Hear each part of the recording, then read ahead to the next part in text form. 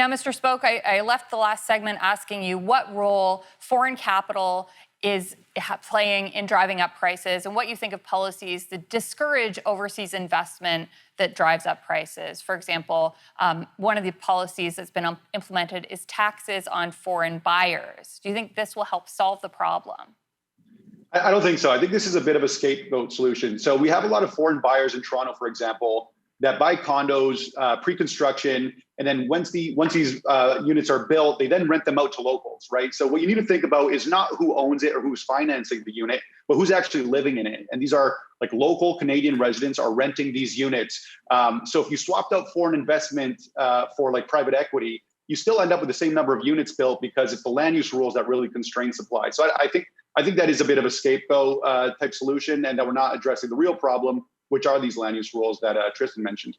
So, Mr. Lafleur, what about taxes on vacant homes, which is another thing that policy developers are considering and in some places are implementing?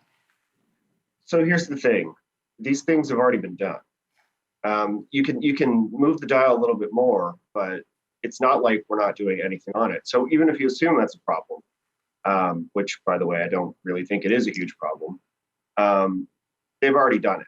And in Vancouver, there was a report from City or UBC. There was a report that found a few thousand units that got onto the market as a result of these policies. Fine, okay, but you could also build condo units, and you'd get the same effect. So, given that they've already brought down the hammer, it's really questionable why just moving the dial is supposed to do anything.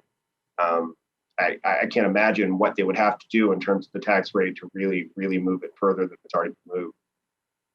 Mr. Hopper, I know that you've pointed out that zoning can be a problem, but what about the cost of development? There's a whole lot of development laws and regulations that contribute to the price of building a home. What can you tell me about those laws and the impact that they have? And can you give me an example of how they contribute to the price, an example of a type of development charge that you think is causing particular damage? Oh, sure. Yeah.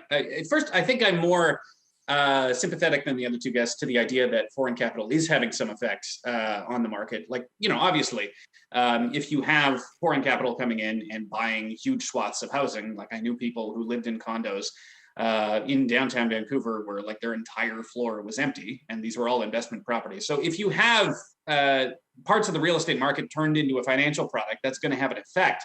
And 10 years ago, I would have thought that was the sole effect, which turned out to be wrong because, as Mr. Lafleur mentioned, we have had measures here in BC to sort of discourage it.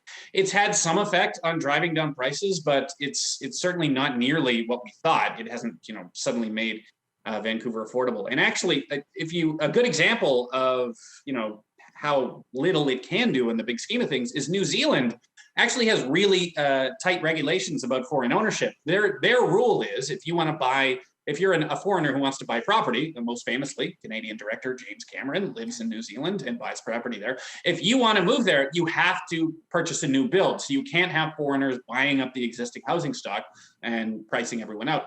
And they have a worse problem with real estate affordability than we have. It's going even higher. So clearly there are other factors to play. So further to your question about development, while I think zoning and the inability to create new houses is sort of the main problem here, every time you have some new measure for housing, it gets more and more difficult each year to build a house. There are more environmental regulations. There are more survey regulations. So every time these are implemented, it's weird. You'll see a government that is all about housing affordability. And then, in the same month, they'll put forward some new green regulation on homes, not realizing that is going to have an effect on the price of homes. And every time you put in some new measure that adds like $500, $1,000 to the cost of a new home, that's another few people that are getting priced out of the market. So any extra cost, anything that makes it more difficult to buy a home means that less people are going to be able to buy homes.